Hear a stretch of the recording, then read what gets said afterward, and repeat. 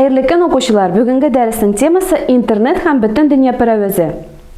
Sizning AQSh prezidenti rezidensiyasi Oq yurtga ega bo'lmasa, dunyoning eng zo'r muzeyi Louvre'ga kirishga tilagingiz bormi? Balki sizni Antarktidada havo turishi yoki bugun Moskva teatrlarida nindi spektakllar qo'yiluvi qiziqsintiradi. Bularning barisi turida istal ortida o'tirgan kelishda bilirga mumkin. Buning uchun sizning personal kompyuteringiz internetga tutashgan bo'lirga tiyish. Internet o'zini dunyoning minglarcha lokal, korporativ, regional kompyuter shiltlarini birlashtiradi. Nindi shiltlarning abonenti bo'lmagan kelishda yaqindagi o'zak osha internetga tutashtirishga mumkin. Alda qarab o'tgan kompyuter shiltlarining xizmatlari da internetda ishlaydi. Internetda xalqaro aralashuv tili bo'lib, ingliz tili saylangan.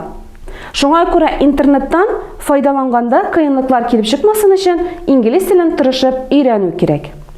1993 елда интернетта World Wide Web, кыскартылган исеме WWW, информацион система белән эшләү мөмкинлеге ачыла.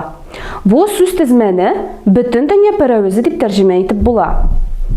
Параграф башында сезне төрле мәгълүмати мөгъҗизалар белән кызыксындырганда, нәкъ менә World Wide Web белән эшләү күз алдында тотылды да инде. World Wide Web-га төгәл билгеләмә бирү бик кыен. Бу системаны гаять зур энциклопедия белән чагыштырырга мөмкин. Ә ул энциклопедияның битләре интернетка берләшкән компьютер серверлар буенча сибелгән. Кулланучы энциклопедияның битен ача да үзенә кирәкле мәгълүматны ала. Мөгаен шушындый охшашлыкны күздә тотып, World Wide Web-ны төзүчеләр веб битләр төшенчәсен керткәннәрдер дә инде. Веб бит www-ның төп мәгълүмат берәмлеге. Анда текст, рәсем, фотосурәтләр, мультимедиа һәм башка бик күп төрле мәгълүмат булырга мөмкин.